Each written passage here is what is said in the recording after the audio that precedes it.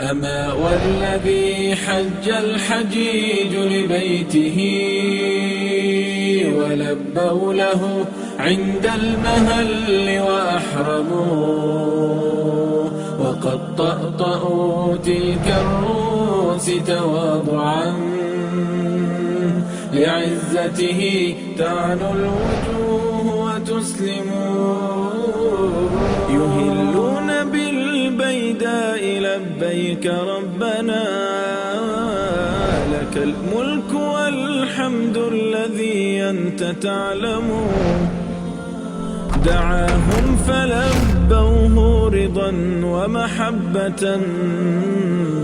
فلما دعوه كان أقرب منهم والذي حج الحجيج لبيته. بسم الله الرحمن الرحیم و به نستعین و صلی الله علی نبینا محمد و علی آله و صحبه اجمعین. در روز عید حجاجی که در سرزمین مزدلفه شب گذراندند باید حرکت بکنند به طرف منا و مناسک این روز را انجام بدهند. یکی از اعمالی که در این روز انجام میگیرد نقل مکان هست و حرکت از مزدلفه و رفتن به منا که بعد از روشن شدن آفتاب و بعد از روشن شدن هوا و قبل از طلوع آفتاب حجاج حرکت می کنند از سرزمین مزدلفه و به طرف منا می روند. در این روز نخستین کاری را که انجام می دهند مستقیم می روند سراغ جمره کبرا یا همان جمره عقبه و رمی جمره می کنند و برای این که رمی بکنند و سنگ بزنند این جمره عقبه را مجاز هست حاجی می تواند که از سرزمین مزدلفه یا در میان راه از مزدلفه گرفته تا منا یا از خود منا سنگریزه هایی را بردارد. این لازم نیست که حتما حاجی سنگریزه ها را از سرزمین مزدلفه بردارد. اگر برایش میسر بود می تواند از اونجا بردارد و اگر بر نداشت در مسیر راه سنگریزه پیدا کرد در مسیر راه بردارد و اگر در مسیر راه هم این کار را نکرد نهایتا می تواند از خود منا سنگریزه پیدا بکند و برود و جمره عقبه را در واقع رمی بکند و سنگ بزند. و نقطه ای را که باید در این زمینه در نظر داشت این هست که سنگریزه هایی را که انتخاب می کند سنگریزه های کوچکی باشند به اندازه دانه نخود. رسول الله صلی الله علیه و سلم این سنگریزه ها را به دست خودش گرفته بود و این گونه می مالید و خطاب به اصحاب بزرگوارش فرمودند که به امثال هؤلاء فرمو، مانند این سنگریزه ها بردارید و رمی بکنید و جمره را بزنید و ایاکم والغلو و از غلو و افراط و زیاده روی بپرهیزید، یعنی این که سنگهای بزرگی رو بر ندارید. فانما اهلک من کان قبلکم الغلو، پیشینیان به خاطر غلو و زیاده روی که داشتند هلاک شدند. پس بنابراین همون گونه که سنت رسول الله صلی الله علیه و سلم بوده حاجی باید سنگریزه های کوچیکی رو در این زمینه بردارد، نه زیاد بزرگ باشند و نه زیاد هم ریز باشند، به صورت میانه باشند که تعیینش و تخمینش به اندازه دانه نخود در روایات ذکر شده. و زمان رمی جمره و سنگ زدن جمره کبرا در روز عید از شب آغاز می شود، یعنی بعد از گذشت نصف شب، یعنی شب عید این وقت آغاز می شود برای کسانی که ناتوان هستند و این در واقع ادامه دارد تا غروب روز عید. و نقطه‌ای که باید در این زمینه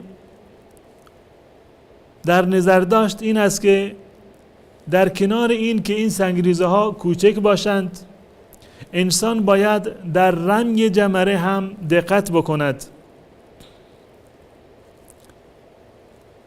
یکی این که حتما باید سعی بکند که این سنگریزه داخل حوض بیفتد و این را پرتاب بکند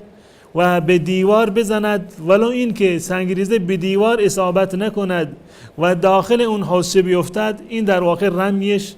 محسوب می شود و ادا شده. و اگر سنگریزه‌ای بالفرض به دیوار اصابت بکند اما خارج از حوض بیفتد، این رمی حساب نمی شود، باید به جای این یک مرتبه دیگر رمی بکند و یک سنگ دیگری را بیاندازد. و حتما باید ما این سنگریزه ها را که 7 سنگریزه هستند، اینها را باید جداگانه و تک تک بیاندازد. اگر فردی آمد تمام این سنگریزه ها هر هفته را یک بار انداخت و رمی کرد، این فقط یک رمی حساب می شود، گویا که فقط یک سنگریزه ای را زده. باید 6 مرتبه دیگر 6 تا سنگ را بردارد و دوباره رمی بکند. و نقطه ای که در اینجا قابل توجه هست که بسیاری از مردم فکر می کنند که ما با این رمی جمره شیطان را رجم می کنیم و شیطان را سنگ می زنیم، چون این چیزی صحت ندارد. شیطان که در اینجا بسته نشده و به زنجیر کشیده شده نیست، بلکه این یک حکم شرعی هست، یک عبادتی هست که الله متعال به ما دستور داده و جز ذکر الله هست که ما در این روز بیاییم و جمره عقبه را سنگ بزنیم. گرچه آغاز این مطلب زمانی بوده که حضرت ابراهیم علیه السلام در اینجا شیطان را رجم کرده و سنگ زده، اما امروزه شیطان در اونجا نیست و ما فقط امتثال امر الله متعال میکنیم و این جمره رو در واقع سنگ میزنیم. و نقطه‌ای که قابل توجه هست واقعا، هم در رمی جمرات، هم در روز اول، در روز دوم و بقیه روزها، و هم درباره طواف و سعی بین صفا و مروه، میبینیم که تمام اینها به صورت وتر هستند و طاق هستند. روایتی هست حضرت جابر رضی الله تعالی عنه روایت میکند که رسول الله صلی الله علیه و سلم فرمودند که الاستجمار تو و رمی الجمار تو و السعی بین الصفا والمروه تو و الطواف تو و اذا استجمر احدكم فلیستجمر بتو. رسول الله صلی الله علیه وسلم فرمودند که استجمار وتر هست، رمی جمره وتر هست، طواف بین صفا و مروه وتر هست و طواف خانه کعبه وتر هست. تمام اینها به صورت وتر هستند و این نشان محبوبیت عدد وتر در تمام این موارد هست که الله متعال اینها را به صورت وتر برای ما مشخص کرده. تمام این کارهایی که انجام می شوند، یعنی رمی جمره، اهم از روز اول یا روزهای بعد، این با مثابه ذکر الله متعال هست. در حدیثی رسول الله صلی الله علیه و سلم می فرمایند که انما جعل الطواف بالبیت و السعی بین الصفا والمروه و رمی الجمار لذکر الله تعالی. طواف خانه کعبه، سعی بین صفا و مروه و رمی جمره، تمام اینها در واقع ذکر الله هستند و در تمام ایام حج ما مکلف هستیم که ذکر و یاد الله متعال را انجام بدهیم و اینها یک جزوی از ذکر و یاد الله متعال هستند. در این روز فقط و فقط یک جمره را انسان باید سنگ بزند که اون همان جمره عقبه هست، یعنی آخرین جمره. زمانی که شما از طرف عرفات حرکت میکنید و به منی میرسید، در مرحله اول به شما به جمره صغرا میرسید و بعد از آن جمره وسطا هست و آخری که به طرف مکه میروید جمره کبرا هست. در روز اول دو تا جمره اولی را رها میکنید، سنگ نمیزنید، فقط و فقط جمره عقبه را که جمره کبرا هست و آخرین جمره هست، فقط اون یکی رو باید سنگ بزنید. این از رمی جمره هست. و کار دیگری که در این روز انجام می شود ذبح هست که انسان مسلمان بعد از رمی جمره باید حیوانی رو که به عنوان هدیه هست اون را ذبح بکند. اهم از این که این هدیه قران باشد یا هدیه تمتع باشد یا هدیه جبران باشد، به خاطر به عنوان یک فدیه باشد، یا این که یک هدیه و یک قربانی نفلی باشد. تمام اینها وقتشون در روز عید هست که حاجی باید در این زمان اونها را ذبح بکند. و وقت ذبح از روز عید شروع می شود که روز 10 ذوالحجه هست و تا 3 روز بعد از آن، یعنی روز 10 به اضافه 11 و 12 و 13، این مجموعاً این 4 روز وقت ذبح هدی هست که حاجی می تواند هدی و قربانی خودش را در واقع در این روزها ذبح بکند. و یکی دیگر از اعمالی که در این روز حاجی می تواند انجام بدهد حلق یا تقصیر هست، یعنی تراشیدن سر یا کوتاه کردن موی سر که در این روز باید انجام بگیرد. و کار چهارمی که در این روز مشروع هست طواف افاضه و سعی بین صفا و مروه هست که مجموعاً این 4 کار را انسان باید سعی بکند که در این روز انجام بدهد. اولی رمی جمره عقبه هست و بعد از آن ذبح هدی و قربانی، در مرحله سوم تراشیدن سر و نهایتاً طواف افاضه و سعی بین صفا و مروه هست. اصل و بهتر و اولاتر این است که این 4 عمل را با همین ترتیبی که بنده عرض کردم انجام بدهد. یعنی اول برود رمی جمره بکند، بعد از آن قربانی رو ذبح بکند، در مرحله سوم موی سرش را بتراشد و در مرحله 4 برود برای طواف افاضه و سعی میان صفا و مروه. اگر کسی در این روز 2 کار از 3 کاری را که من ذکر خواهم کرد انجام بدهد، 3 کار عبارت هستند از رمی جمره که سنگ بزند به جمره،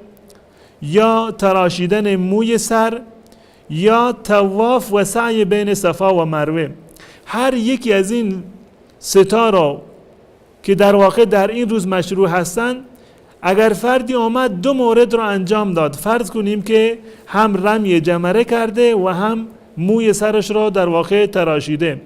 با انجام دادن این 2 کار تحلل اول آغاز می شود. یعنی این که حاجی می تواند از لباس احرام خارج بشود و مواردی که قبلا برایش حرام بوده الان حلال می شود. 2 کار از این 3 مورد را انجام بدهد، تحلل اول آغاز شده. از میان رمی جمره یا تراشیدن سر و کوتاه کردن موی سر و طواف افاضه، 2 مورد را انجام داد، تحلل اول آغاز شده. فقط و فقط همبستری بازن برایش حرام هست. اما اگر 2 کار را انجام داد، بقیه محرمات و محظورات احرام در واقع مرتفع می شوند. در این روز همون گونه که من عرض کردم، اصل بر این هست که این موارد را با ترتیب انجام بدهد. اول رمی هست، بعدش ذبح هست و بعد از آن حلق سر و تراشیدن موی سر و نهایتاً طواف افاضه. اما اگر کسی بنابر عذری این اعمال را مقدم و مؤخر کرد، به طور مثال اگر کسی قبل از این که رمی بکند سر خودش را تراشید، یا قبل از این که ذبح بکند رفت حلق را انجام داد، موی سرش را کوتاه کرد، یا اینکه طواف افاضه را انجام داد، از نظر شرعی باز هم هیچ گونه اشکالی را ندارد. و در این روز هر کسی می آمد نزد رسول الله صلی الله علیه و سلم، مثلا می گفت که یا رسول الله، من قبل از این که رمی بکنم ذبح کردم، یا قبل از این که ذبح بکنم سر خودم را تراشیدم. رسول الله صلی الله علیه وسلم در این روز هر کسی که درباره تقدیم یا تأخیر این اعمال سوال می‌کردند، رسول الله جواب می‌دادند که افعل ولا حرج، اشکالی ندارد، اما بهتر و اولاتر هست همون گونه که قبلا عرض کردم این اعمال را به همین ترتیبی که من عرض کردم انسان انجام بدهد و این اصلی هست که رسول الله صلی الله علیه وسلم این گونه انجام دادند. اما اگر کسی بنابر عذری و بنابر مصلحتی این اعمال را تقدیم و تأخیر کردند، هیچ گونه اشکالی در حجش ایجاد نمی شود و بر او دمی هم لازم نیست. تا برنامه دیگر و مطالبی دیگر درباره اعمال و مسائل حج تمام شما را به الله متعال می سپارم. السلام علیکم و رحمت الله و برکاته. أما والذي حج الحجيج لبيته ولبوا له عند المهل وأحرموا وقد طأطأوا تلك الرؤوس تواضعا لعزته تعنو الوجوه وتسلم يهلون بالبيداء لبيك ربنا لك الملك والحمد الذي أنت تعلم دعاهم فلبوه رضا ومحبة فلما دعوا